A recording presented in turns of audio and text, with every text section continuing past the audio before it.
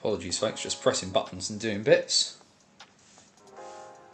Thought I'd just try some different music rather than the same thing we've done forever and ever. Amen. You know me, everybody knows that I like to have a tweak of things from time to time.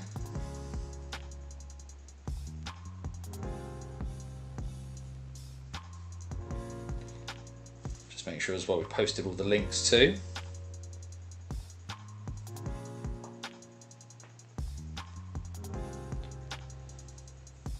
Looks like we've been going to post it in pretty much everywhere. Oh, well, there's that one in as well. There we go. Right.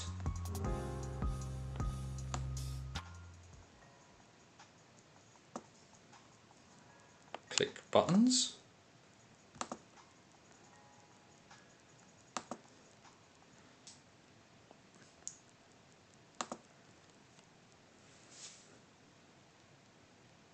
Oh. Hey, there we go. Jobs are good and the buttons still work. The hockey shelf is still there. Everything is rocking and rolling. What I'm going to do is just hit some bits and pieces. Like I say, trying to run stuff off my phone. Thanks for that, Jamie. I know Jordan County scored the MK goals. Do you know who scored the Blaze ones, please? 'Cause I can't seem to see them anywhere, and Blaze updates aren't running, which is a little bit of a weird one. Either way, it's all good. It's all good. We'll just give it another moment or two, because of course the bits and pieces have gone out. Hopefully people are coming in. The joy of a Friday night, of course. I'm not expecting tons.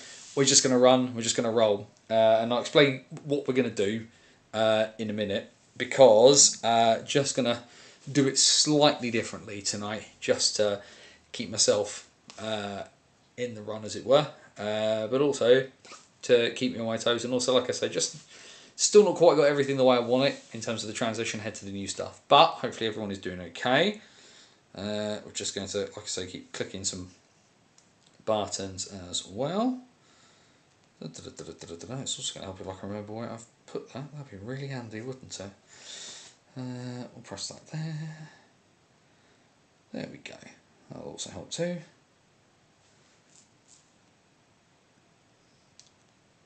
Not a huge surprise though that game has got itself tied up. We're having the same problems, Jamie. Then there's less of a faff on that one.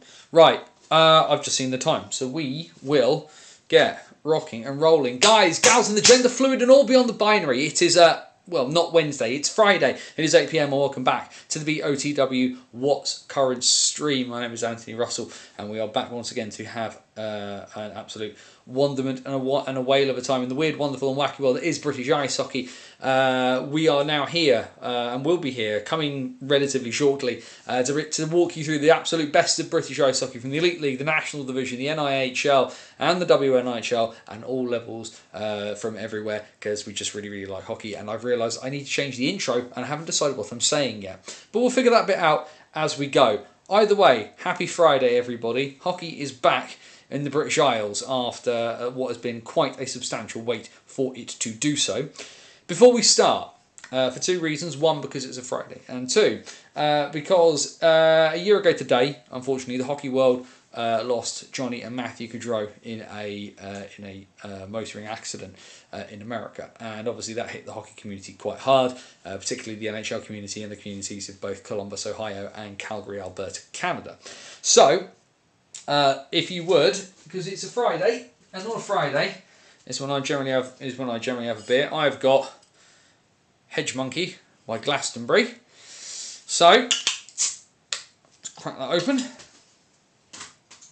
And also as well, ahead of the start of the new season, I'm also aware that, like I say, I mentioned about Johnny and Matthew Gaudreau.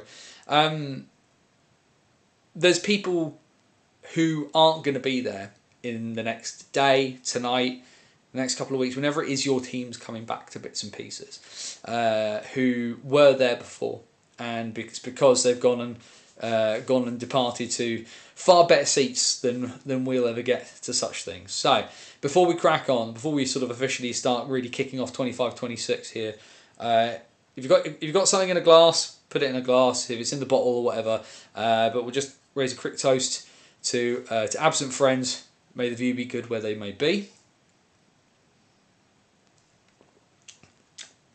That is very nice. And because it's a Friday, like I say, we're going to drink during the show, so we can do.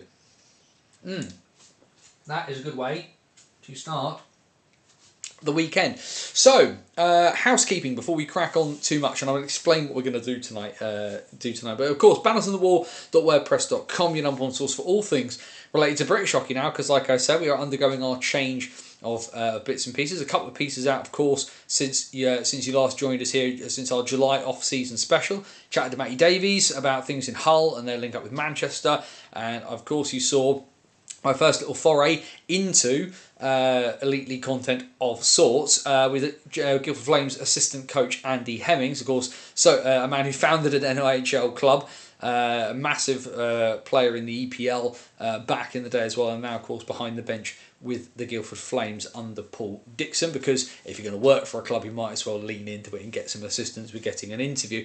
But yeah, lots of there to sort of check out on, and like I say, coming up. Oh, the encoder's gone funny. But coming up this season, on Banners on the Wall, like I say, In the Box Thinking. Now, In the Box Thinking was kind of a sub-series last year from the Banners on the Road, which is the sort of the write-up of every game I go to. If you're not familiar, over on Banners on the Wall, I've been writing about British ice hockey now for over 14 years, and it's always been that kind of game recap element, and I want to keep that going.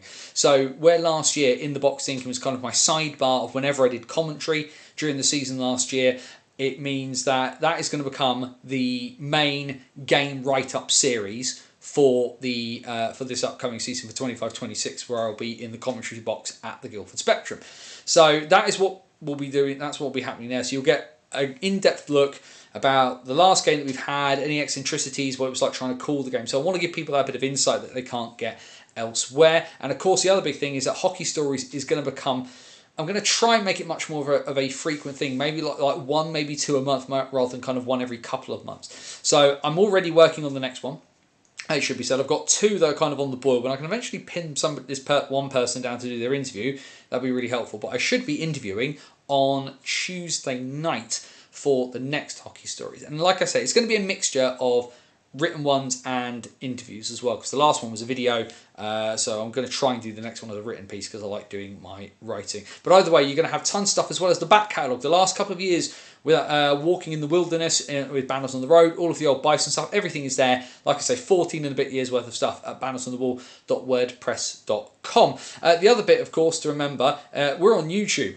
Please subscribe to the channel. Help the algorithm how they be happy, fat, and fed. Because if we can kind of get more viewers, means more bits and pieces you can do with YouTube. It means they can potentially get a little bit of money off of the channel with things like ads. I can then reinvest it into doing more cool stuff, like getting a better laptop that can sort of run on more than hamster power, for example. But of course, the other thing as well is down in the description, if you haven't seen already, is the links to everything. Our link tree is there with all the links to like the website, all of our socials on Facebook and X and Blue Sky and things like that, as well as the link to our virtual busking hat at buymeacoffee.com/BOTW. Never going behind paywall, not my intention to do so, but if you like what you see and you want to just chuck something in the pot to keep the lights turned on, always massively appreciated.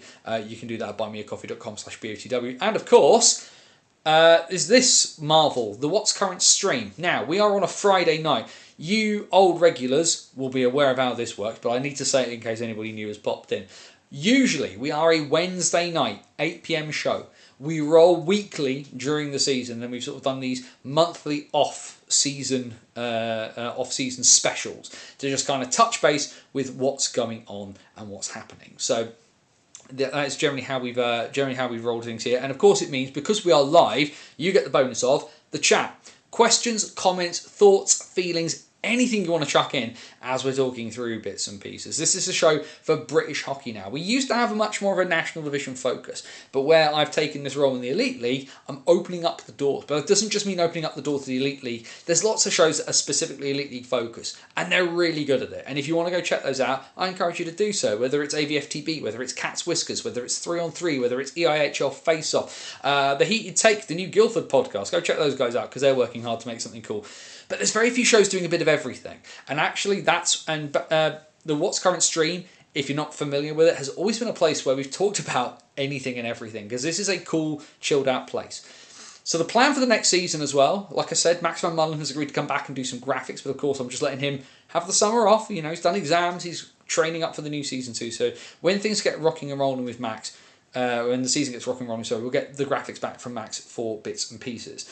The plan is, he says, quickly pulling up his calendar, because I originally wanted to get rocking and rolling next Wednesday, but I have made I've made a bit of an executive decision, just because we will not be very, very deep into pre-season in the National. Only the Elite League teams will really be going. Of course, Milton Keynes are playing tonight, as far as we know, and a few teams sort of pitter-pattering. So rather than starting things next Wednesday the 3rd, we are going to make our triumphant return to weekly shows on Wednesday the 10th of September. So it's partially, like I say, mostly because there's not tons of games on, and I want more games to look back on and look forward to, because the majority of teams are kind of kicking off pre-season. One team isn't, and we'll talk about them in a bit. But I also, as well, I'm quite aware that tomorrow's quite a big day for me, and so I'm actually just going to make sure that I've processed everything that's happened as a result of that, rather than sort of jumping on here and doing that. So like I say, Wednesday the 10th of September, 8 p.m, the What's Current stream returns to its usual weekly format, where we will do the Elite League, the National Division, Division 1, Division 2 in the North and in the South, and we'll have our regular look back at the WNIHL as well, all thanks to Andrew Day for his help, as always, with that. So, before we start talking too much about other bits and pieces, like I say, we've talked a little bit there, a bit of a BOTW State of the Nation.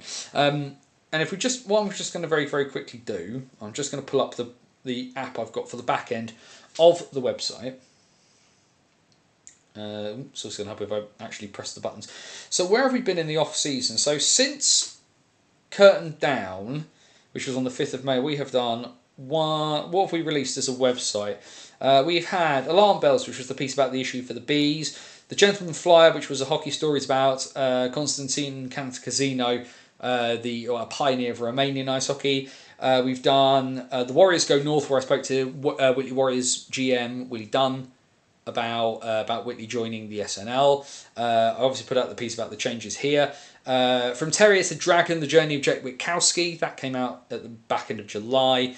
And then like I say, 2 pieces on the website really since we last did a What's Current stream, which was Storm Hour and Firepower with Matty Davies talking about Hull and their link up with Manchester, and then Home Fires with Andy Hemmings about just over a week ago Thursday on that. So there's been a kind of a regular kind of ticking over of bits and pieces on the website over the summer. Maybe a bit less, maybe a bit more than others will have done. Of course, some people just shut it down completely and don't do anything. I wanted to do little bits and kind of make sure I can focus in on doing these projects. And of course, in the background, the stuff with Guildford has taken up a lot of time, because if you don't know me, those of you who know me will know the level I've gone to try and make sure I am prepared. I was about to grab the folder that I've got my notes in for tomorrow, but a lot of my notes are actually on this laptop that you are watching me through.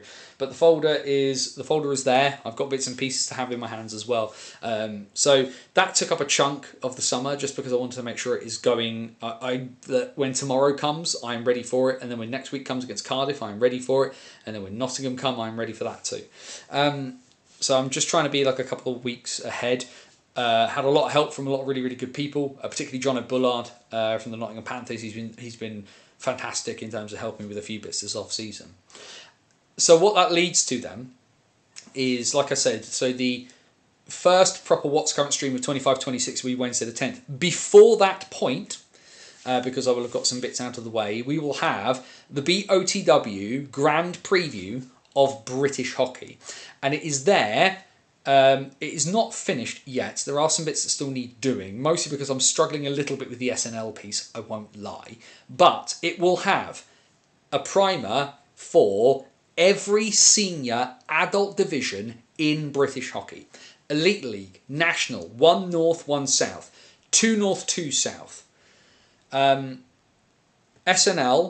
WNIHL, WNIHL 1, and then WNIHL 2 North and South as well. Now, I've not done specific... so with the WNIHL, this again is where Andrew Day has come up massively clutch and helped me out with this, because Andrew watches a lot more WNIHL than I do. Friend of BOTW, friend of British hockey in general, the social media machine that he is, and a man who just absorbs and just really, really adores the sport. And rather than writing something myself and kind of... Yes, I could do the research, and yes, I could talk about bits and pieces, but why not let the person who knows just write it instead? So the bits that are outstanding at the moment, because Andrew has done his bit for the WNIHL, at the moment I'm outstanding on South 2, North 2 and the SNL. So the plan is that before that first What's Current stream of 25-26 proper on the 10th of September, you will have your primer piece for every single division. So no matter what you want to look at in British hockey, whether it is the highest level or the lowest level, whether it's men, whether it's women, you will be able to get somewhere between 400 to 500 words just to give you an idea of what you're getting yourself into if you go and watch that division, if you go and watch a game in that division. Yes, some bits will be slightly more than that 400 or 500 word bit. Some will probably be, closer to that 400 mark.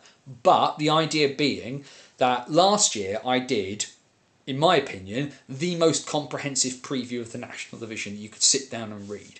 And I don't think anybody has tried to do that. And also for me this year, just doing a massive National Division preview wasn't time sensible given everything I've got to do ahead of this season. And also, I've done it before and I didn't feel the need to do it again. But I still wanted the challenge of what could I write, what could I do, what could I have as a project.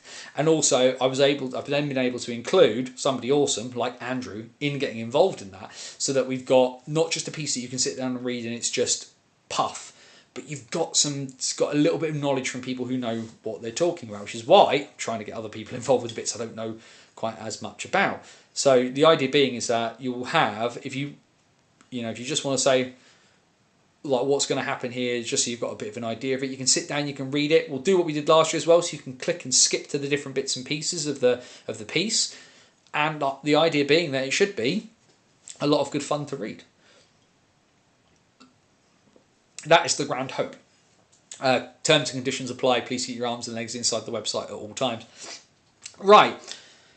So, as we know at the moment, because John from NHL Rosters has been very helpful about it, so has Jamie. So we know at the moment that the Coventry Blaze and the Milton Keynes Lightning are tied 2 apiece in the Sky Dome. We know that Milton Keynes, both goals have been scored by Jordan Cowney.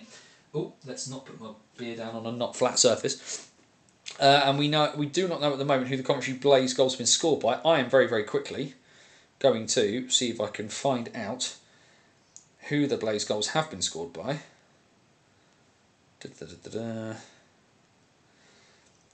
He says clicking through a few bits and pieces he's got lurking. Get rid of that.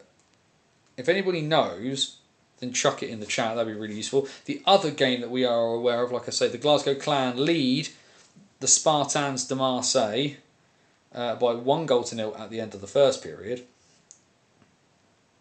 Have Glasgow actually announced who has scored? Have Glasgow announced who has scored that goal? Because they usually do, and it is Devon Sidoroff who has scored that goal unassisted at 1932. Coventry versus Milton Keynes. Do we have anything? So, yes, both MK goals scored by Jordan Cowney. So, MK 2-0 up after 2 minutes and 26 seconds.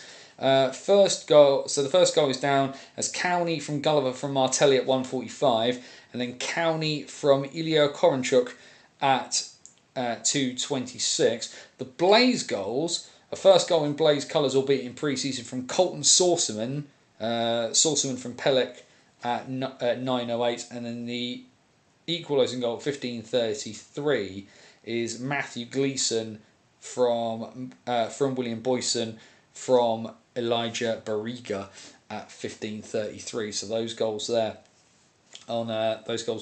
tying that game up. What should be a very good test. Of course, a few people sort of scratched on both sides. To Sean Stewart, the new Blaze netminder there, sort of brought in as that more established backup presence behind Matt Robson in the Blaze net. They're in starting tonight. With Joel Bem backing up. Will Curlin getting the start between the pipes for the MK Lightning. Patrick Forsberg scratched tonight. Jordan Spatterford Ices on the back end, along with all of their new guys. Max Stewart, of course, playing against Coventry for the first time since transferring up to the Elite League and winning the playoffs in the National Division in Coventry back in April, which was a fun game to commentate on. And you can go watch that back, re-listen to mine and Joe Scuts' commentary, which was a lot of fun. There have, of course, been a few games and bits and a few games already played. He says just pulling up bits and pieces. But before I do, how we're going to run the rest of the show? It's about 8:20. We're going to just run and sit here and do whatever. If you're in the chat, chuck your topics in.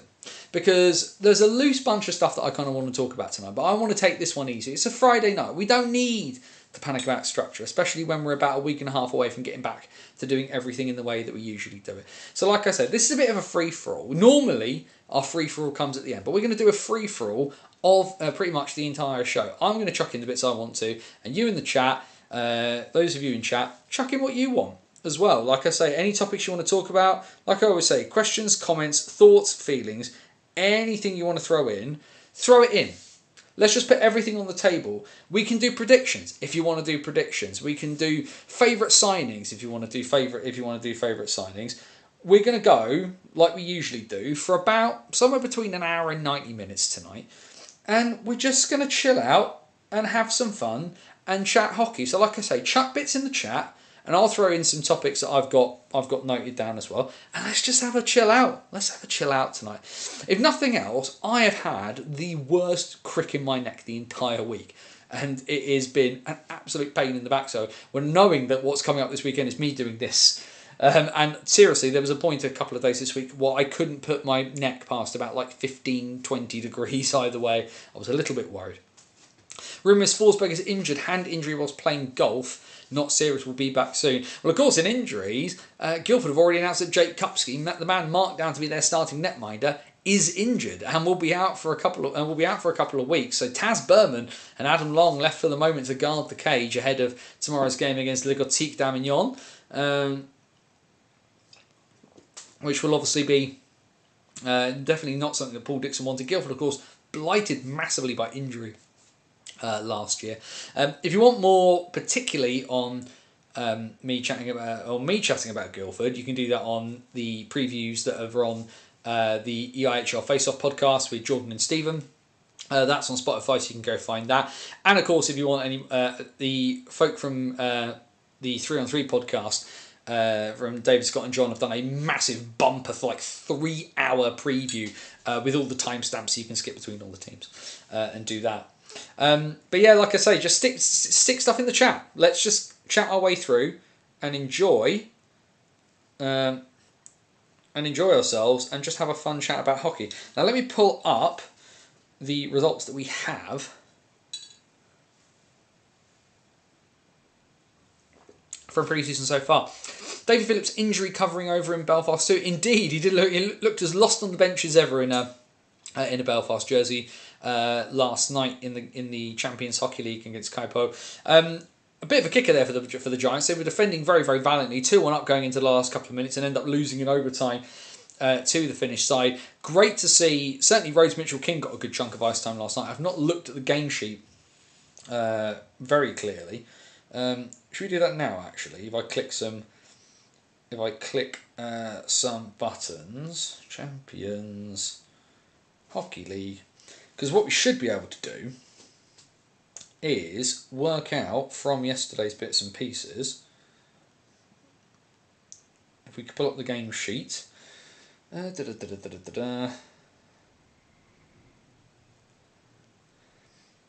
we click on player statistics. So we do have the time on ice. So let's have a look at Belfast then in that case. Let's have a look at some of the younger guys. Kel Beattie.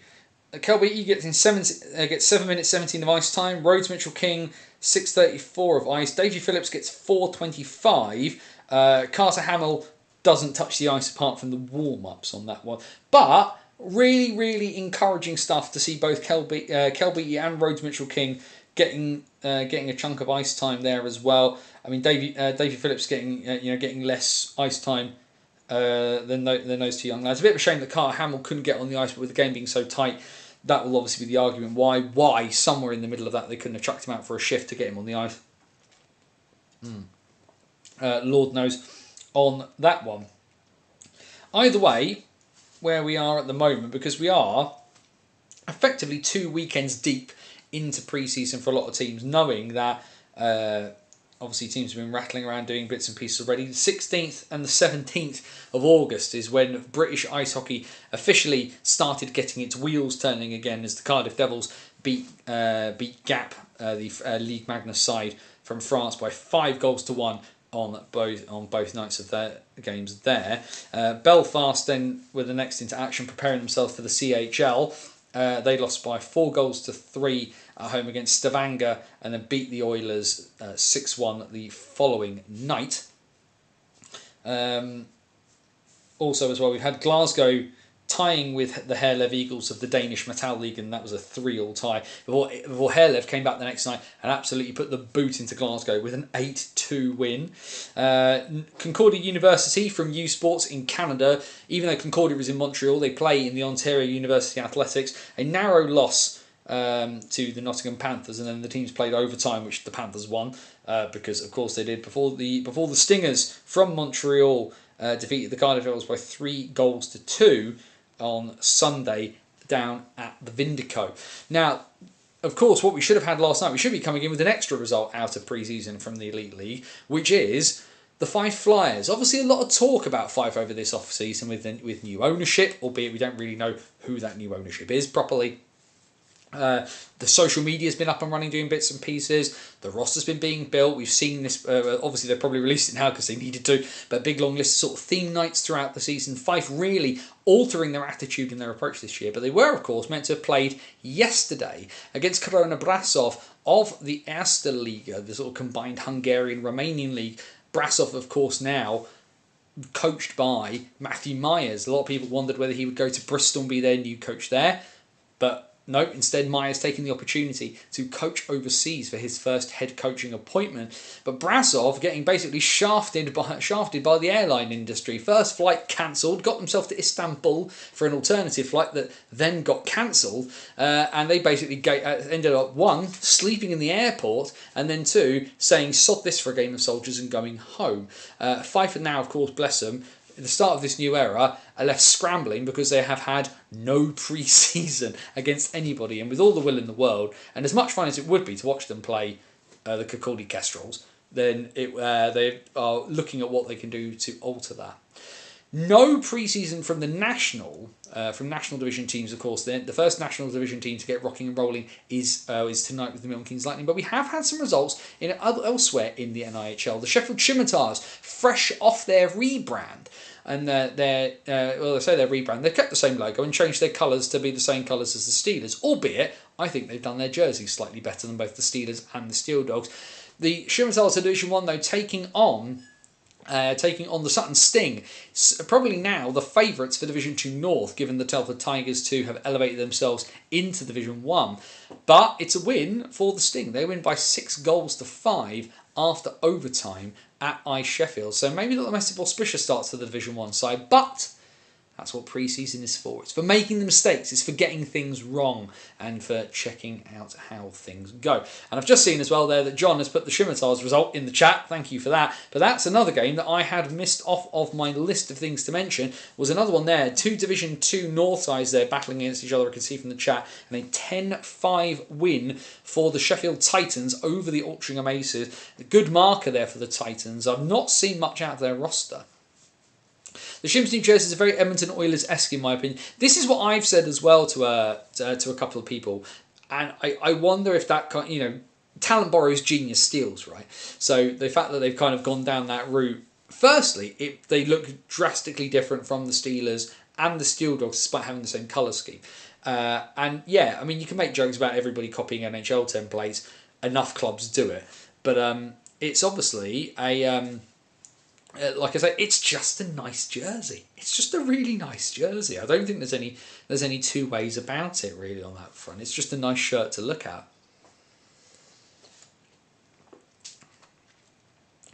What's Tom Graham put there? Belfast deserve a lot of credit for that result, especially with only 4 of their full-time D group available. I think regular people will know what my thought is. This is why you've got Kel Beattie. This is why you've got Rhodes Mitchell-King. This is why, I mean, yeah, admittedly, Davy Phillips isn't exactly a young upstart, but this is why you've got Kel and Rhodes there. Guys are hurt, next man up mentality. And how awesome is that for them? To get that opportunity. A lot of people that I've spoken to on the continent have said that the Finnish Liga has kind of taken a step down in quality. It's definitely not as highly regarded as it used to be, although it's still better than here by quite some distance. And the fact that they got that opportunity to play, and yeah, 7 minutes, 6 minutes is not astronomical, but that is a big chance for them. And yeah, Rhodes has ended up -1. Kel's ended up on a 0 rating. But it's all minutes. It's all minutes, and it's all really, really good experience. And yeah, they're not probably going to stick around and play lots of games in Belfast this year.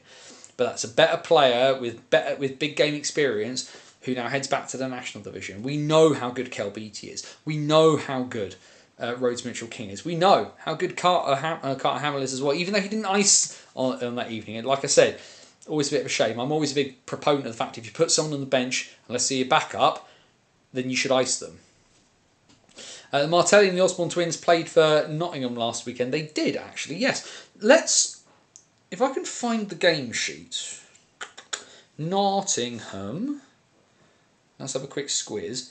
Does it? I don't think the Elite League ones list time on ice, do they? I do not believe they... I don't believe they do, which is a little bit annoying. I am going to... see if I can find. That's just the main game sheet. Can I find the big main one and see if there is anything else on it? Nottingham versus Concordia. Nottingham Panthers, Concordia University. I didn't watch it though, Jamie. I have to confess. Did you get a chance to see them? I mean, general feedback I've heard from people is really good. Martelli was on Martelli and the Osborne boys, as well as Alex Rushby, who was in the lineup as well for Nottingham that day. They were all the fourth line. It should be said. I cannot. Just looking at the shot bits and pieces. Malik Martelli is at least credited with a shot on goal off the back of the game, although and Alex Rushby took one face off which he lost. But either way, excellent to see the young folk getting the opportunities.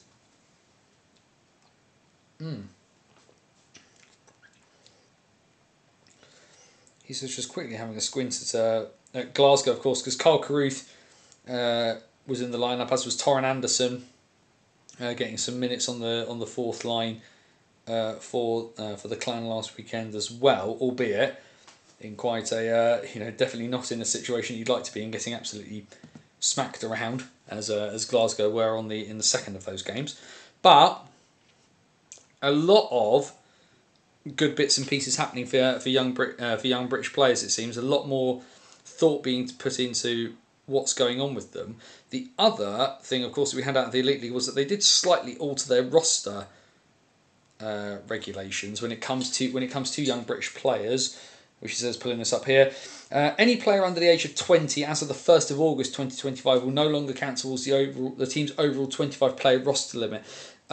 So Martelli, the Osbornes, Torren Anderson, Carl Carruth, none of them count in the league. Davy Phillips is only playing in the Champions Hockey League. The roster rules are different, so Phillips is probably not going to see ice time in the Elite League. And you think that Matty Davis will have said, well, you can play in the CHL to help your mates out, but you're not playing in the league. We need you for that bit.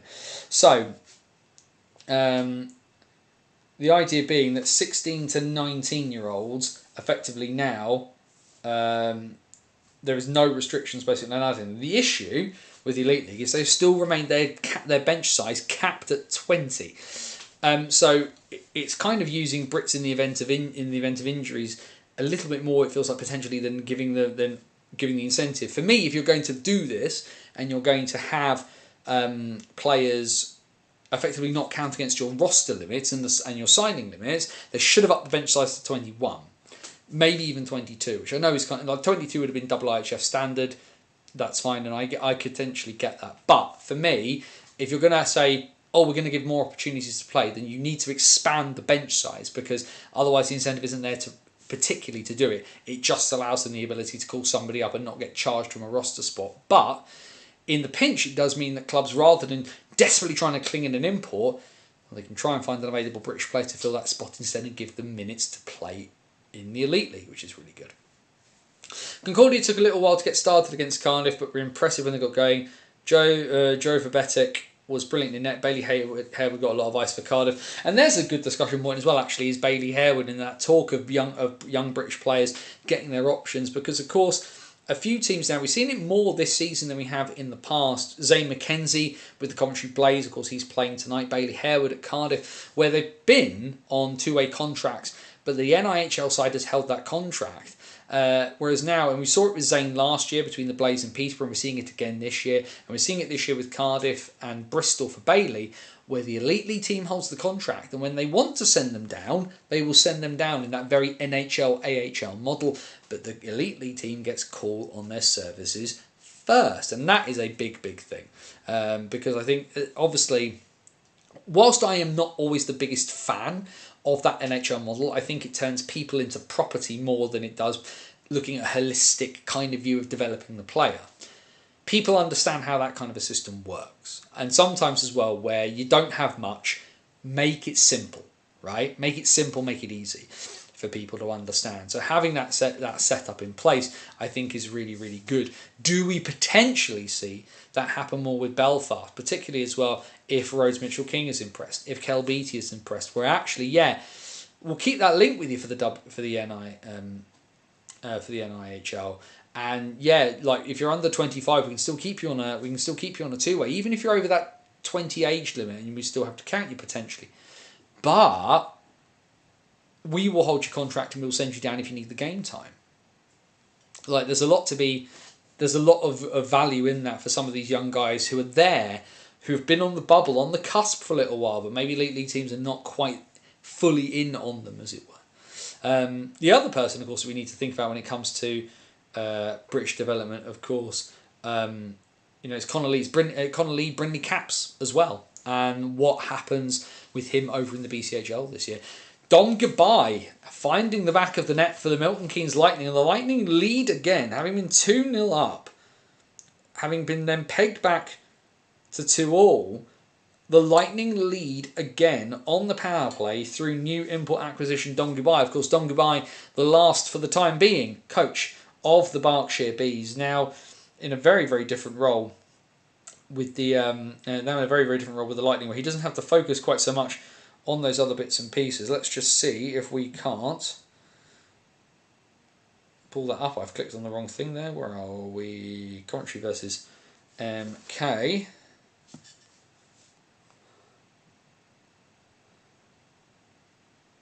What is it listed as? It is listed as we said, power play goal at 25:07. It is Gabai from Martelli from Ed Nags. So potentially, by the sounds of it, like I said, we obviously haven't got the picture up in front of us, but if that's come from Martelli and then Gabai, that sounds like Dom Gabai in front.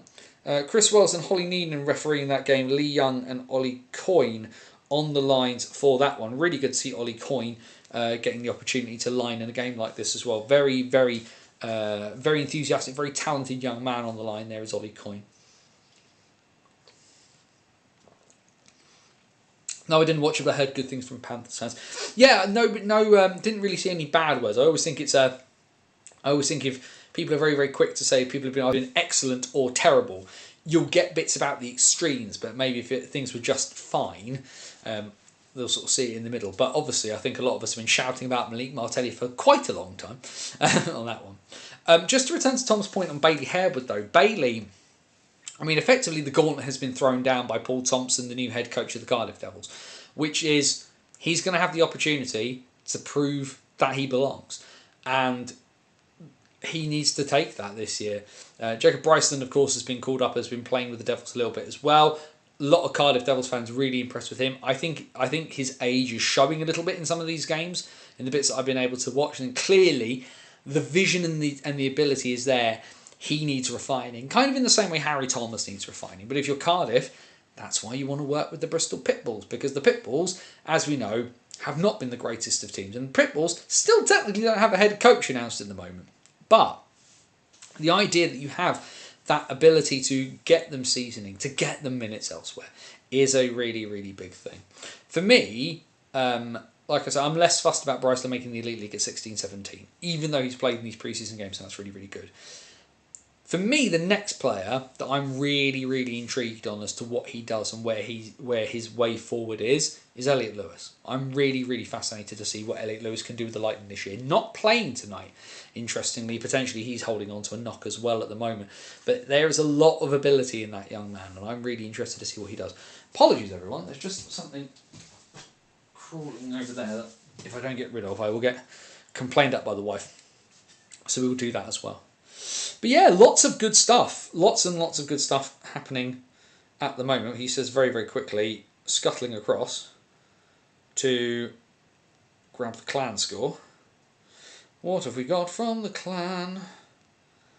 What have we got from the Clan? Nothing at the moment. They are still 1-0 to the good by the look of it. Oh no, there's a stoppage in play in Glasgow because one of the plexiglass panels was shattered. That'd be why nothing's happening out of Glasgow. As we think of that, hang on a second, it would be really, really helpful if somebody actually updated these bits and pieces. Hey ho. There we go. Dom Goodbye as on the power play.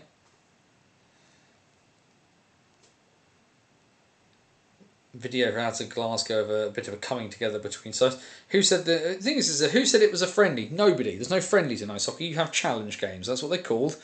Oh, interesting. As it's come out 12 minutes ago. So first, or two things actually. Firstly, Bristol Pitbulls with a live stream event for their season opener. We're opening off the new season in style and celebrating our partnership with the Cider Press. So they're sort of doing a sort of a live stream party with sort of events and announcements and bits and pieces like that, which looks all well and good. But then we have news out of the Cardiff Fire. What we're going to try and do, this is going to make the stream glitch out for a minute, so I'm going to apologise for that. But we have a new logo. What we need to do, hang on, I've pressed the wrong buttons there. What are they? They are... Let's see if we can't click a few buttons.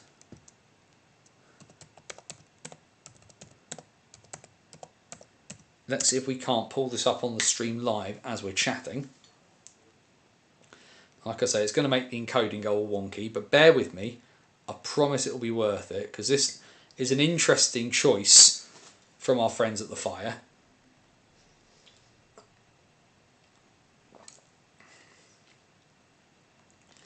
If it will load. It would be really nice if it loaded.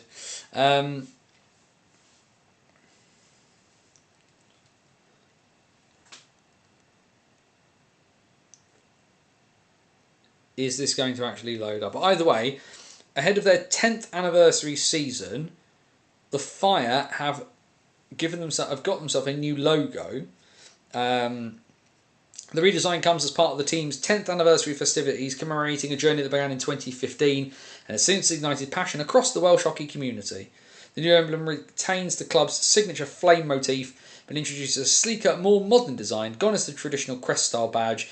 In its place, Enter the Dragon, fierce, dynamic, and unmistakably Welsh.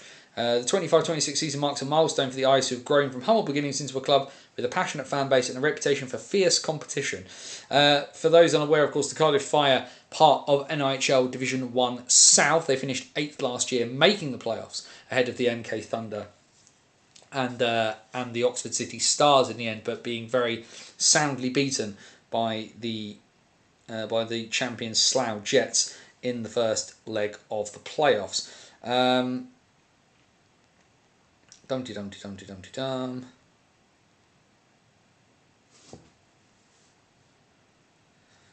I, by the looks of it, have managed to do something that I wasn't meaning to do. That's very annoying.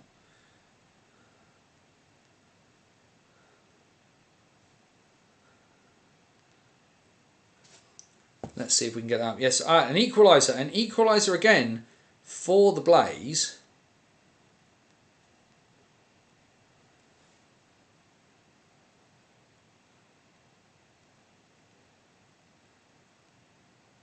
I need to... just lost my game sheet bits and pieces there, actually. There we go. That one goes there. We need Coventry versus MK. If I press that, there we go. That's going to load that up. Right. Let's see if we can get this to work. It may not work, and it's going to be blank to start with.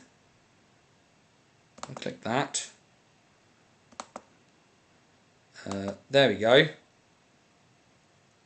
There we have the new Cardiff Fire logo. Thoughts, feelings.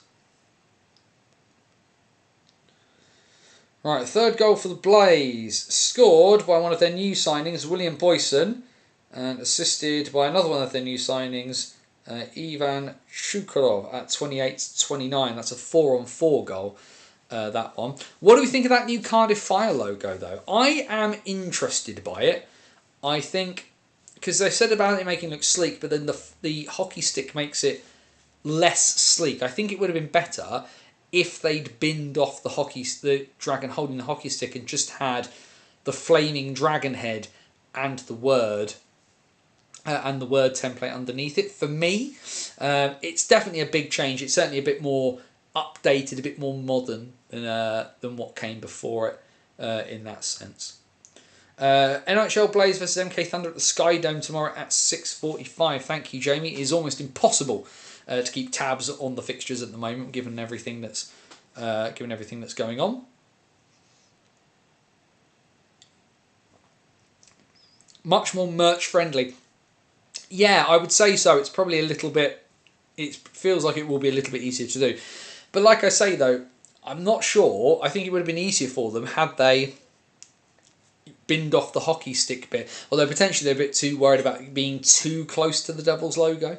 That might have been why they've kind of done something a bit more in that vein. But either way, it looks really, really cool. And of course, congratulations to the Fire on their 10th anniversary.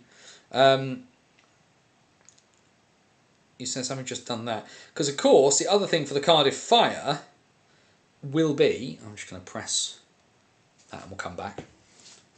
The other thing for the Cardiff Fire, of course, will be that they will, again, be doing the Welsh Cup against the Deeside Dragons, so that battle of one north and one south. I am just double checking. So they have obviously announced a raft of players in the last few days as well. Have the Fire. Just trying to find where the Welsh... Where's the Welsh Cup? There we are. Against the Deeside Dragons. So I can't remember how far away it is. Right, so the Welsh Cup this year between the Fire and the Dragons. First leg, Saturday the 20th at the Vindico in Cardiff at 7 p.m. And the second leg is the following Saturday, the 27th of September, at the Deeside Leisure Centre. And because it's Deeside, face-off will be 5:15.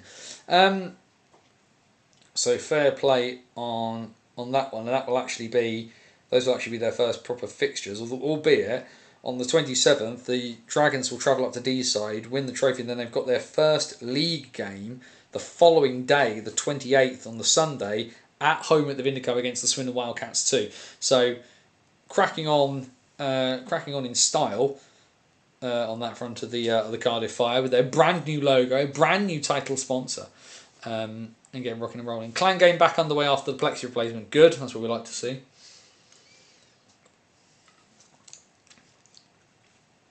Oh, do you need to apologise for.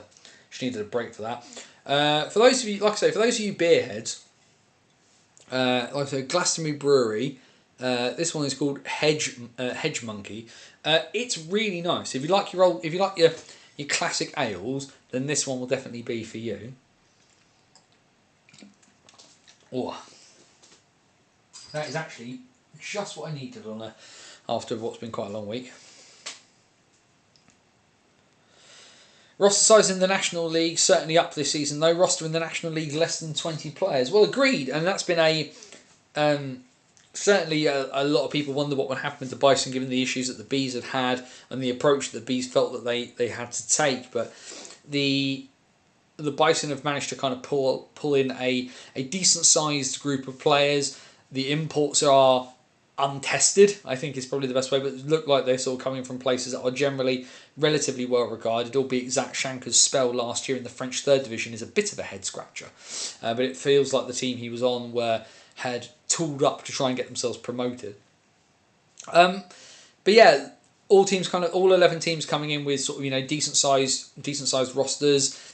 MK running the 5 imports is a head scratcher for me. They obviously can afford to do it, but it does make you wonder where they're gonna, who's gonna get scratched when. There's not just imports getting scratched there, but they're past the maximum bench size in terms of Brits as well. So other guys are going to be sitting out. Guys are going to leave MK. Somebody will end up leaving MK in the first couple of months of the season. I'm pretty certain of it as a result. But it shows that when we're told that the player pool isn't there, there's definitely a player pool there. But the issue, I think, of course, is that 11 teams does just make things awkward. Like, what do you do on that front? Yeah, it's fine come playoff time, dropping 3 teams. The group format works for the National Division, and you effectively get a 6-game series against 3 other teams, which obviously doesn't seem to sit well for other leagues. But it works well for the National Division. They're going to keep running with it. But I think as well, the one thing I've been saying to a lot of Elite League people is that the National doesn't get the credit it deserves for having made those strides in terms of getting better over the last couple of years. Now, I think the quality of the National Division has drastically risen really high since COVID. If you think of that first National Division season, which was the first season after the Division 1 split in the north and south has gone, and then we got one season of the National League that Telford won, and it was good and it was entertaining, but the quality has risen up. Does 4 imports instantly make it higher quality? I'm going to say no, and I think the 4th import is a chunk of addressing some of those roster concerns, particularly for sides who will struggle with the player pools around them are smaller, and as well as the ones with less money who cannot pay the top end money to get some of those top end Brits to come and join them. But like Jamie says, there's a really good fact that we have got, the better part of 20 players, 200 odd players are able to play. If you take out the imports, what's that? 11 teams, 4 imports, so 44 imported players, and so that's 16, 17 or so British players per team, plus your kids who are coming up as well. That's in there somewhere. Has to be some Brits who can go up and play in the Elite League at some point. Surely is the fact on that one. But it's good. I think it's really, really good. I'm really, really happy for the fact that the Bison appear to have put together what looks like an interesting roster. The Bison actually, of course, doing their roster launch. That's the really big news, of course, that affects all of us down here, is that there will be no pre-season games in Basingstoke. Instead, there will be the Bison takeover of Swindon on Friday the 5th of September, and the Bison take over Bristol the following weekend as they take on the Wildcats and the Pitbulls respectively, with the new opening night set to be the 20th of September against 20th of September in the as the league season opens itself up. And I've completely forgotten who the Bison are playing in that one. I want to say it's Romford, but unfortunately, of course, clashes with me and everything I'm doing as a result, which is a real pain. Because I was really, really looking forward to that game on the 5th, and just not to be. But we've waited 2 years. What's 2 weeks on that front?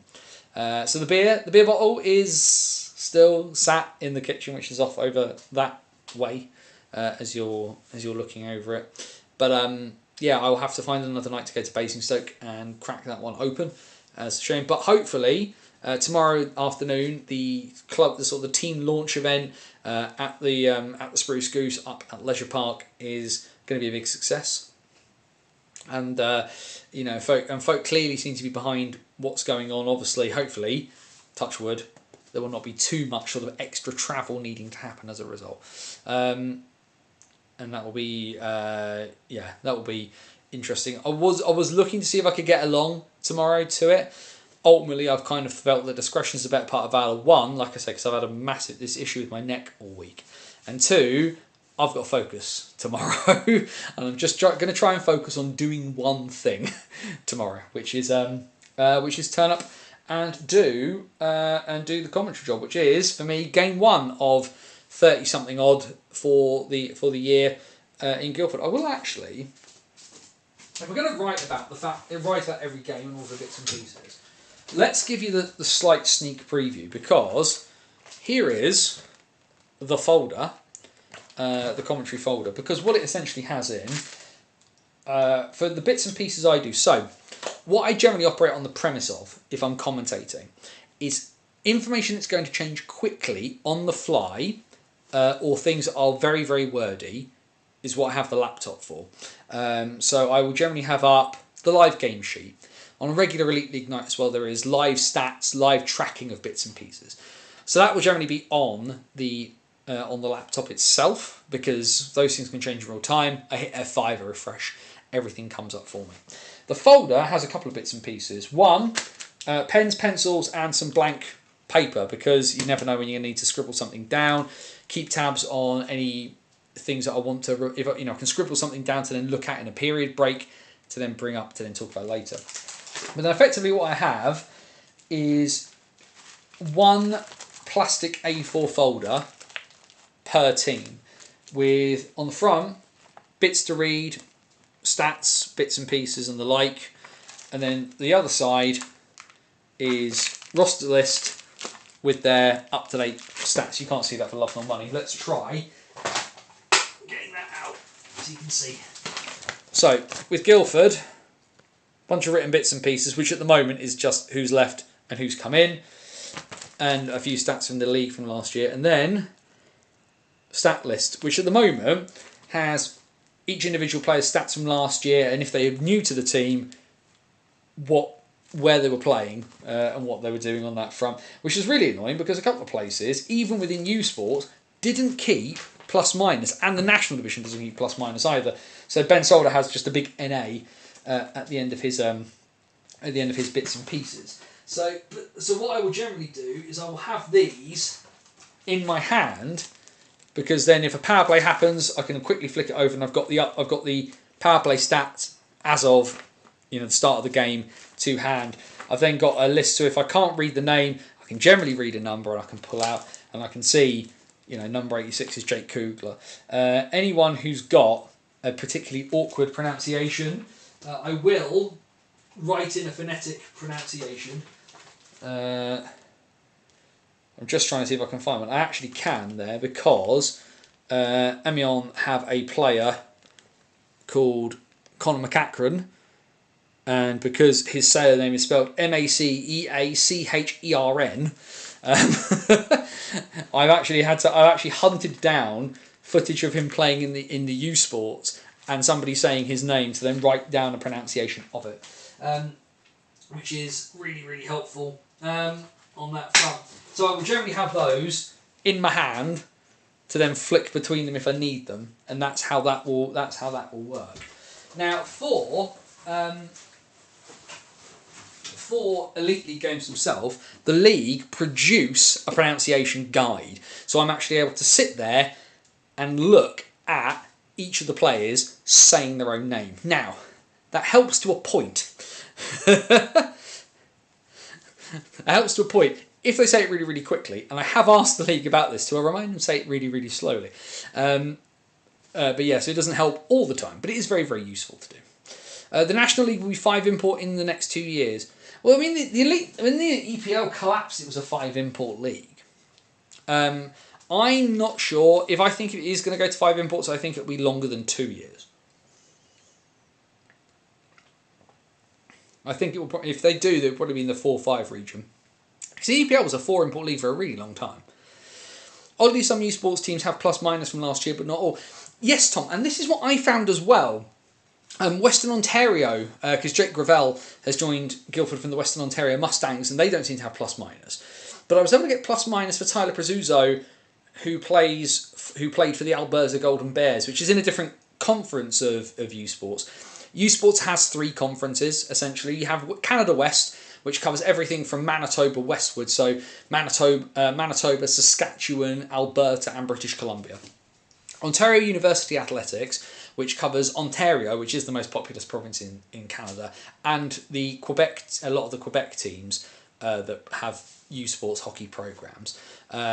That's where, U Sport, the OUA is where Ryan Wells played for when he was part of Toronto Metropolitan University. Nipissing University is in the OUA where Gabe Lawele and Colby Tower came from. There's a bunch of different ones. So Luke Spadafora, who's joined the Bison, was playing for Trinity Western University. That's in Canada West. The other conference is Atlantic University Sports. That kind of covers New Brunswick, Newfoundland and Labrador, and Nova Scotia. So the ones right on the eastern edge that are like an extra time zone. They're only 4 hours behind in 4 hours behind Britain at the best of times. So those are the 3 big conferences, as it were. They have a varying amount of teams. AUS has got like 7 teams in it. Canada West, I think, has got like 10 or 11, and then everybody else of the 35 programs who have U Sports men's hockey, the majority are in the Ontario University Athletic Conference.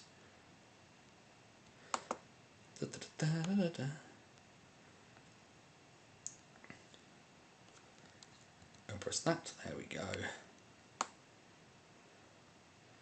We're just looking. I don't know why that's done that. That can go away. This is all going to go clunky for a second, so I apologise on that. But U Sports is something that I've had to quickly get used to, as you can appreciate. And I was looking at some numbers actually the other day. U Sports, the massive contribution that it has made, and I think in the last 10 years there's been a real shift in the since Belfast started bringing over NCAA sides, the amount of university players has slowly kind of crept up. I think it's something like over 50% of the imports in the national division for 25-26 have a background as a U Sports team, which is a crazy number when you think of it. End of the second period in Coventry, and it is 3-3 between the Blaze and the Lightning, which of course some people will say, oh dear, this looks bad for the Blaze. However,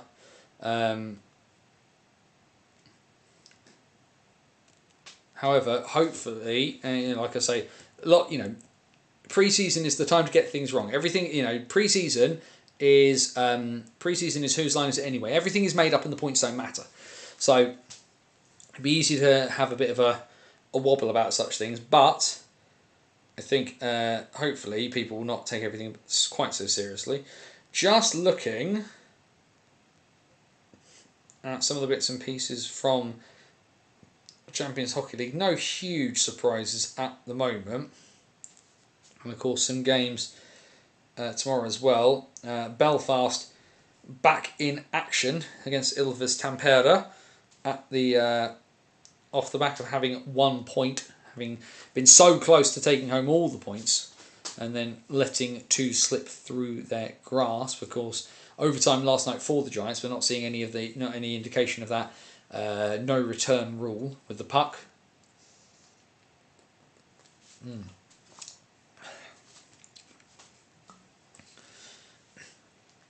Apologies, I nearly went down the wrong way. That was a terrible thing.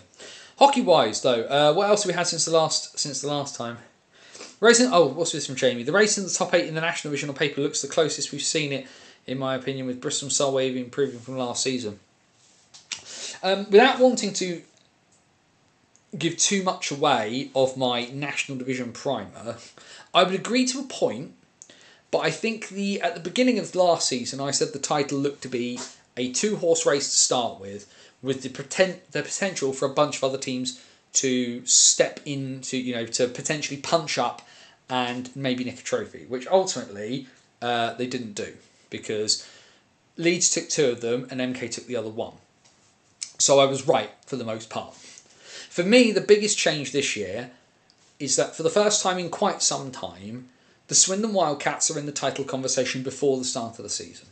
Now, Swindon, there are many criticisms you can make of the way Swindon put their roster together, and tactically as well, because I think Aaron Nell's tactics are, 1, always repeated, and 2, easy to solve. What Swindon have managed to do is up the quality of their roster to such a point that they can almost push past that, because it will now be a case of those tactics being implemented by a better quality group of player. Their depth at centre, which is a real issue position at times in British hockey because of the quality of skating, is hugely deep. Even to the point of that 4th line and Sam Bullis, who we know is getting on a bit, and we know isn't as fast as he used to be. But their depth at centre is ridiculous this year. The imports are of a really, really good quality. Van der Maraka looks really, really good. And of course, bringing back Ryan Wells, who I still maintain him and Ed Bradley are too similar to each other, but he's a very, very good player. But then they've managed to add in Owen Griffiths, who is a high quality British centre who will be able to play across your top 3 lines. You add in Ben O'Connor, who is arguably the best British defenceman of his generation and a really big attacking threat. And he will maybe take some time to adjust, because the issue maybe for Ben O'Connor will be that his high hockey IQ, he'll be too many steps ahead of the people around him. So he might put a pass expecting somebody to go there, but they've not thought that they need to get there at all. And we may see Ben O'Connor do quite a few rushes up the ice by himself, because it will be the easiest way to assure that he keeps the puck and people will catch him up, kind of thing. But I think this year that initial upper echelon category that I had 2 in last year, which last year was Leeds and MK, it's now Leeds, MK and Swindon. I think that this roster that the Cats have put together at the moment, and the joke has always been there about Swindon, they're the best team on paper. They potentially do look like the best team on paper right now. MK is an interesting one, and I don't quite get what Tim Wallace has tried to do. But then again, Tim Wallace has earned the right, having won the Cup and the playoffs in the last 2 years, to be able to make those choices himself. So I'm going to leave him to that. And Leeds, Ryan Aldrich has shown what a high quality coach he is. And they've hit a bit of a refresh button, understandably. Bristol and Solway look like they've improved, but I think given who is reported to be Bristol's coach, though they haven't announced it yet, massively untested, and ultimately, have they improved enough? The Bison have a complete free hit. I've talked about that before. I don't think that particularly matters. All the Bison need to do is make the playoffs, and they've essentially won. Solway is another interesting one where they needed to refresh their imports. I think that was a good thing. I think the Dunbar move kind of works for all parties, because Bristol needed a different dimension of import, and I think there was sort of diminishing returns in Solway, so a refresh for both sides of that equation I think works really, really well. Have they improved enough is the issue. I really want to see Cece, the new Romford goalie, because he is going to need to be good from the off. I want to see how well he does, because he's going to face a lot of rubber this year. As ever, the great thing about British hockey, for somebody like me who loves writing about it and talking about it, so many story threads, so many little things to pull at, and so many things to look at as well. It's going to be really, really interesting. Really looking forward to it. But yeah, like I said, the biggest change for me, I think, is like I said, that movement from Swindon from the you might nick a trophy to I expect you to be challenging ranks where I don't think they were in last year. Which is a good one. The two bits of hockey I do want to talk about before we go away, though, of course, we've had the end of the NZIHL season, another win for the Sky City Stampede. The absolute dynasty of New Zealand hockey there in Queenstown continues. Not winning the regular season this time, the Botany Swarm and Balint finishing top of the regular season, earning the right to home advantage all the way through and hosting the final series. In New Zealand, you'll find the final series for the Burgle Cup. It's a 3-game series, and if you are the highest seed, you host all 3 games of that series. So Queenstown, to repeat, the Sky City Stampede, to get back the title that they'd won the past 4 years, had to go and win those games in Botany. They won the first game 8-0. And then won game 2 6-3 of the 3-game series to secure the sweep and win the championship. In Australia, we have started finals weekend. So a finals weekend in Australia in what has been an 8-team league this year, with the 2 Sydney teams sitting out as the rink at Macquarie is refurbished. So you have an 8-team league, 6 teams make the finals weekend. So on Friday you have what they call the preliminary finals, where 3 plays 6, 4 plays 5. That has seen the Perth Thunder beat the Melbourne Mustangs to make into the semi-finals on Saturday, and the Newcastle North Stars defeated the Brisbane Lightning late this morning, early into the afternoon. That set up the 2 semi-finals for tomorrow, Saturday morning. Then we'll see a 5 a.m. face-off our time. I know. I don't expect you to get up because I'm not getting up that early either. But a 5 a.m. start for the regular season winning Melbourne Ice. They will take on Newcastle, and last season's defending champions of Australia, the Canberra Brave, take on Robert Lakovic and Perth at about 9 a.m. British time, which should be a good one. AIHL is a 1-horse race unless a miracle happens. Do not rule out Canberra. For me, I would agree. I think the Ice are heavy favourites. Tatsunoshi Nishida in net has been brilliant. David Booth, I think, with the highest points per game average ever set in the AIHL, breaking a record held since 2008. I think it was something ridiculous, like Booth had, I think it was 14 games and 65 points.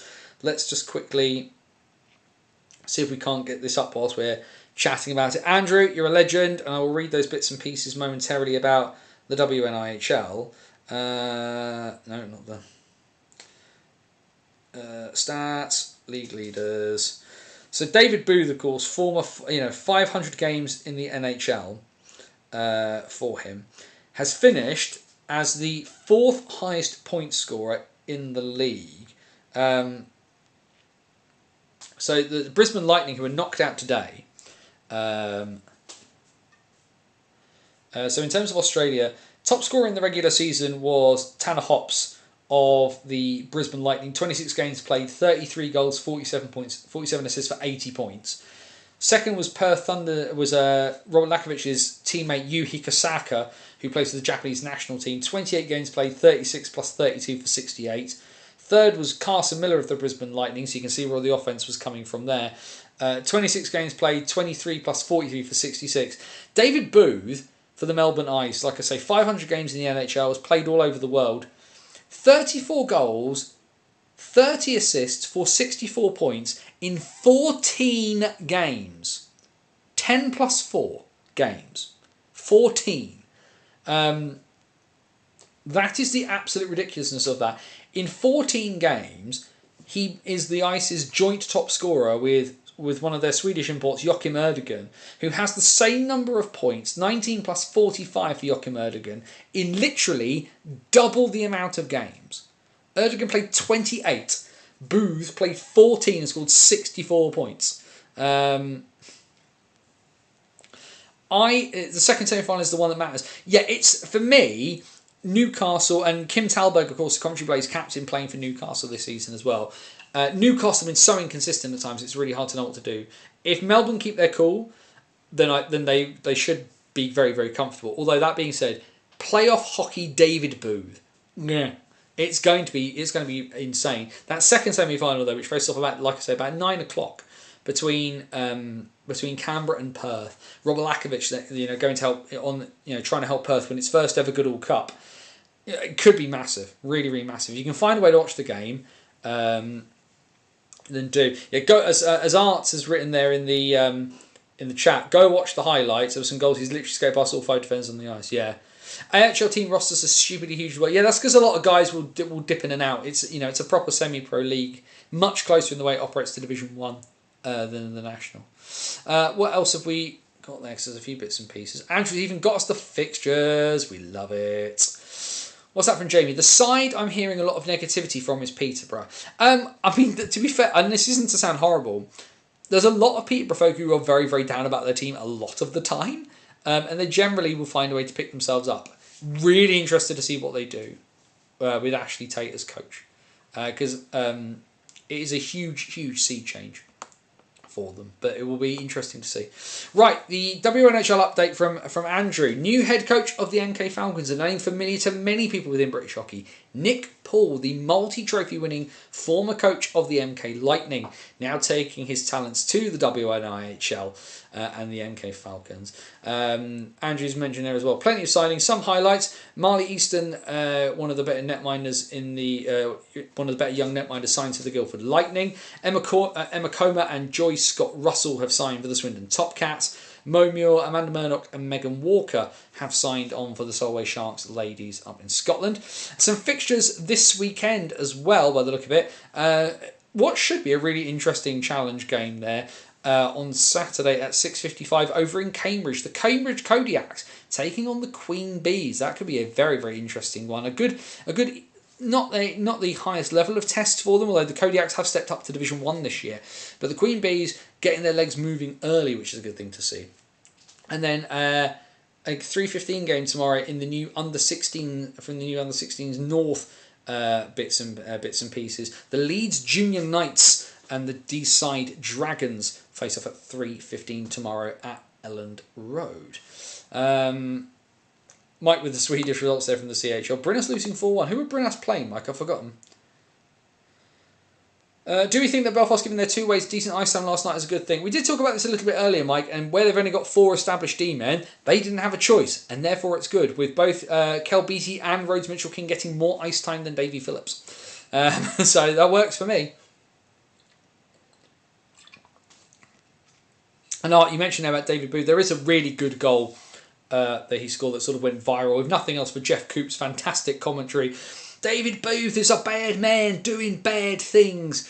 He says in the worst Australian accent he can muster on that one. But yeah, lots of good stuff going on. Apologies, something flashed up there on my phone because Bournemouth have sold yet another player. We are completely decimating our own squad and just getting rid of lots of people.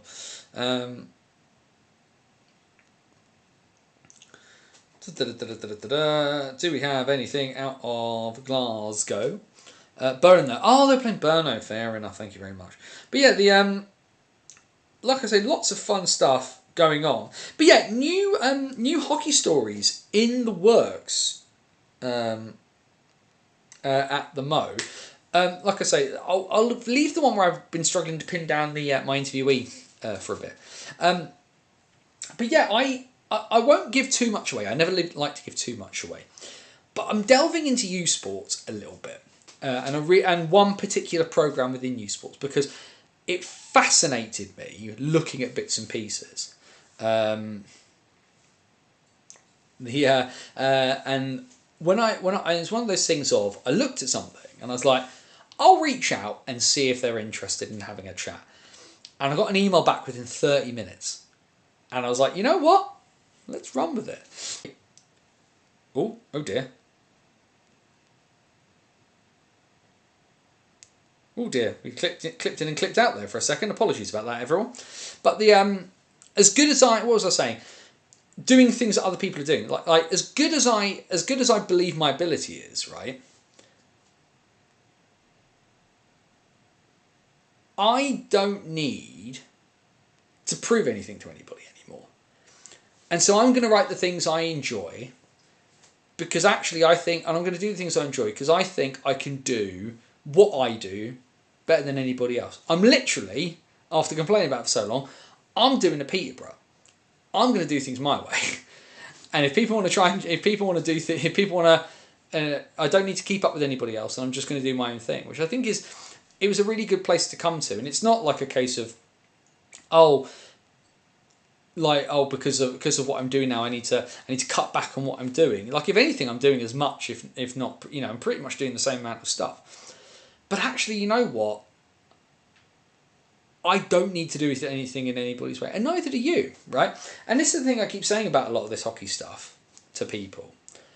I am not an authority on anything.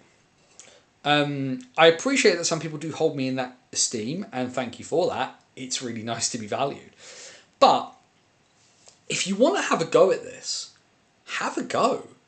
Like, there's no monopoly here in that sense. There's lots of people doing bits and pieces. There's a gap somewhere where if you want to have a crack at doing stuff, have a crack at doing stuff. Like, I never want to be seen as the guy gatekeeping, blogging, streaming, podcasting. I never want to be seen as the guy doing that. Because if that had happened to me all those years ago, I never would be doing what I'm doing now. And I think I've done all right out of this British hockey malarkey. And I think there's something to be said for, we want the sport to grow. But the only way the sport grows is if we open the damn door, right? And letting people have a crack at doing things. And it, like, yeah, and he's watching, and I'll pump his tires a little bit. But like Andrew, like I said earlier in the stream, why would I write about the WNHL when I can ask him to help out and do bits and pieces, and he's better at it than me? Why would I bother? Like, why would I put myself through that? I know what I'm good at. And I should give those opportunities that I can to other people as well, because people gave opportunities to me. Like, yeah, it's years ago, but I wrote for the AIHL website, and I've written for fanzines, and I wrote for other websites, and eventually it got to the point where I don't necessarily, I can if I want to, but I don't need to do other bits and pieces for other people anymore, because BOTW has got to a point where I think it's respected enough within the British hockey space that I can stand alone. And I think that's a really, really good thing. But for me, comes with the responsibility of saying to other people, you can do this too. Not hold people at bay and say, nah, I'm fine here in my own ivory tower. I'll be writing my season preview, Jamie, says Jamie. I should go on my socials the Friday before the season starts. Good for you, Jamie. That'll be really, really awesome. Your views may be different to others, but that's all good in the world of respecting each other, learning from each other, and having a go-do attitude. No need for any hatred at all. Bingo. Great attitude to have on these things, Mike. There's no enemies. And I say it to a lot of other people. Pull each other up, push each other on. My usual stuff, and I compare more stuff this season, especially on the attendances with more data this season to compare. Fair enough. Has the MK5 imports list been covered? Yeah, and like I said earlier, Mike, before you came in, I said it's a bit of a head scratcher for me. I don't quite get it, but it is what it is on that front. Anything else? Is anybody any more new logos? Third period has started in Coventry though. We do have that at least. Let's have another swig of this. Nearly at the end. How much have I got left actually? Probably enough where I can finish this.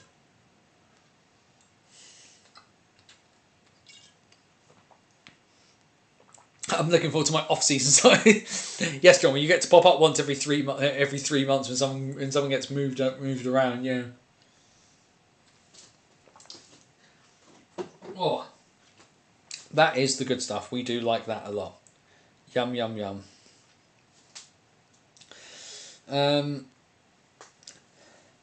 Lee Sherping has referred back to its previous cartoon logo, laughing stock of the SHL. I mean, I haven't seen it. Mike, but let's have a quick. Linköping.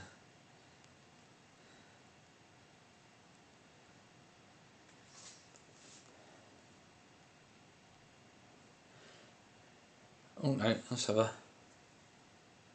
No, that's not going to work very well, is it? Can we turn it that way? No, no.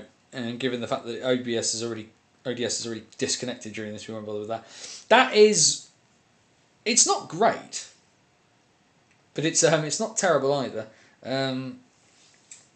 All things considered, I can see there as well actually. And I'm just going to hit retweet on it now because I can see talking about Andrew's WNHL bits and pieces where he's on All Blaze No Glory Ice Maidens podcast to talk about WNHL Division 1 with Richard Gray and Adam Mackman. So yeah, awesome, great to see. I bet it's someone leaving MK. That's the first interruption. I will see you and I will raise you on that one. I don't think it's MK. I think the first departure will be from Bristol. I'm going to call that.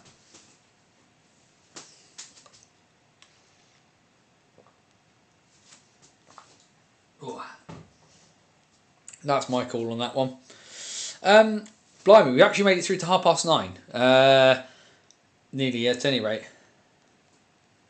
Talking of logos, I'll admit I'm a big fan of the Slough Spitfires. Yeah, let's see actually if people in this. I quite like it as well. We're going to be brave and see if we can get it to work. Slough Spitfires. Can we get it to work?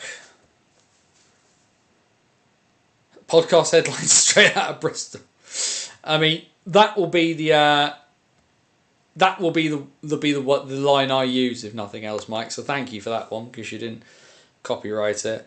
Let's do that.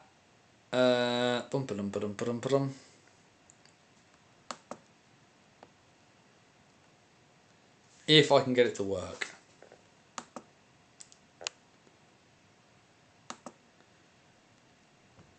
Let's see if we can pull this up very quickly so we can just have a look at it if my computer's going to work and I'm not asking it to do too many things at once. So I click on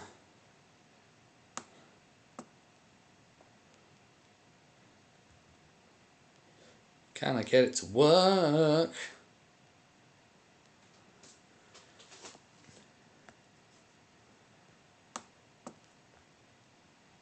No, that was, I think, the wrong option to choose on that front. We'll do that instead. Let's see, can we get this up? Let's try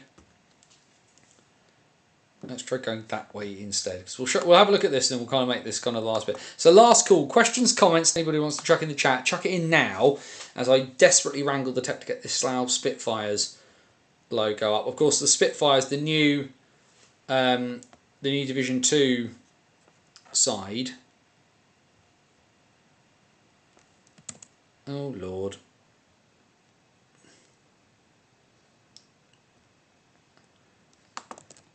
Let's do it that way instead. I love technology. Technology is wonderful. Mostly because it's what I get for trying to do things on the fly.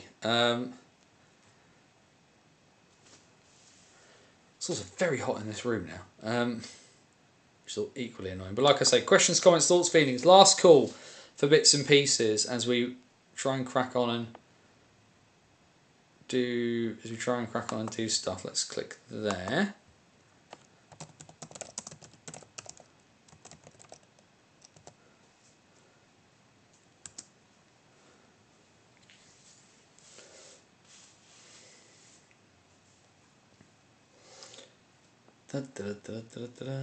No, not that bit. We need to go to there. Nearly there. Dear me, this makes for fantastic streaming, doesn't it? There we go.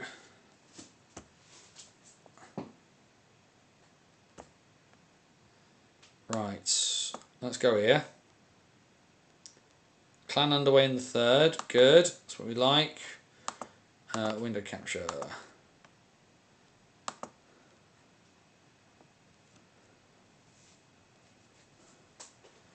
Oh, it's thinking about it.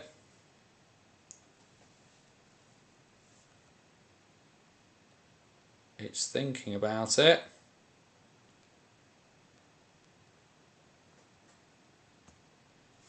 Is it going to work?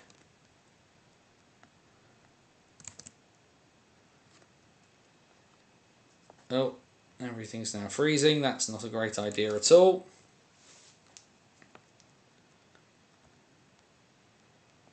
I don't think that's going to work. No, we're going to cancel that, I think, and leave that be. That doesn't want to work now, which is really, really irritating. But yeah, go hunt out the Slough Spitfire, see if you can find that logo, because it's very, very good. Yeah, I'm assuming by the sounds of it, Curlin's having a pretty decent game. If the Blaze are not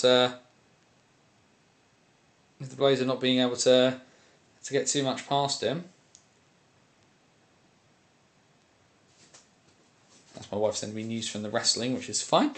But yeah, I think otherwise, actually, we've hit 9:30. So like I say, this is your very, very final call to get bits and pieces in. Any more bits of news? Like I say,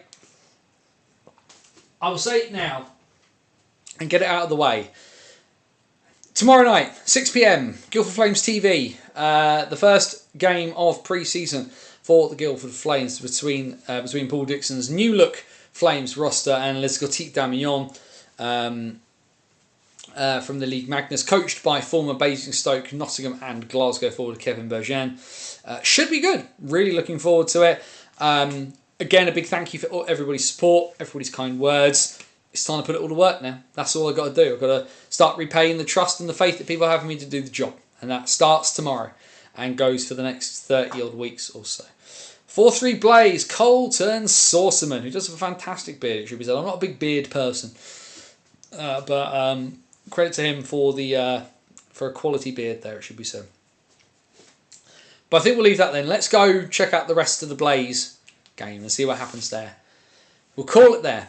Bannersonthewall.wordpress.com, your number one source for all things related to British hockey. New inside in the box thinking coming during the week. New hockey stories in the works. But you can of course look back at the last 14 years worth of stuff and all of the great stuff I've managed to produce this summer, whether it's Andy Hemmings, Matty Davies, looking back into history, looking forward to the future. You can rely on Banners on the Wall for your best coverage of all and analysis of all things from across the British hockey spectrum. Of course, the other great thing is that we are on YouTube. That you can click down there and do all the bits and pieces.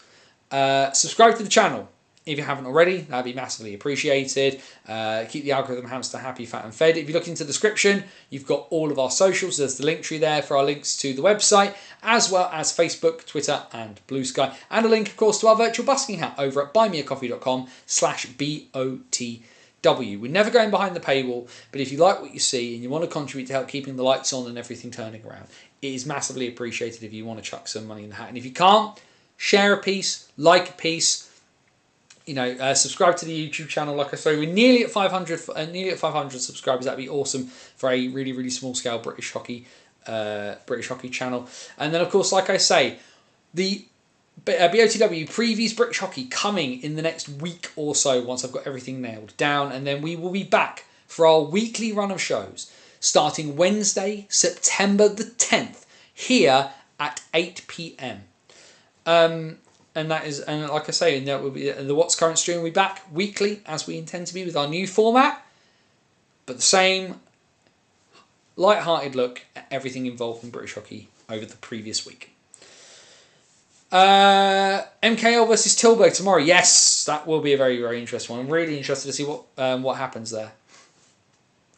But yeah, big day tomorrow, and I won't lie, a bit nervous about it. But I could keep saying, because I mean it, the pressure is the privilege. And the support that you've all given me has gotten me this far. And it will hopefully push me over the edge tomorrow and make this new adventure as good as it can be. But also as well, that comes back as well. Your support fuels me to keep doing what I enjoy. And what I enjoy is writing about ice hockey and doing interviews about ice hockey and talking about ice hockey. I have a singular position that's been built off the back of 14 years worth of hard work, and as the new season looms large, I have no intention of stopping now. I've got no intention of shirking on the quality. I've got no intention of changing how things are or changing my principles just because I'm looking at a slightly different league. Banners on the Wall has always been about British hockey. And yes, the last few years have focused on the NIHL and it focused on the EPL. But ultimately, the game is bigger than all of it. We need to look at all things. If there's a big, yes, we'll look at the Elite League. Yes, we'll look at the National. But if there's stories to talk about in the SNL, then we'll talk about the SNL. If the big story is in WNIHL2, then we will look at WNIHL2. These streams have become about that conversation piece, about putting our thoughts out there and having an honest discussion about what's good and what's not, what works and what could be made better. I'm really privileged that you give me your ears. But like I said, this isn't about me talking to you. This is a conversation and it's two-way. I just get to facilitate the whole thing. And the change is here. We said changes were coming for Banners on the Wall, and as of tomorrow, it is 0 hour. And the new era truly begins. I thank you for your support. I thank you for your kind words. And now it's my time to pay it back to all of you. Be happy. And if you can't be happy, then wherever you are, please do whatever you can to please be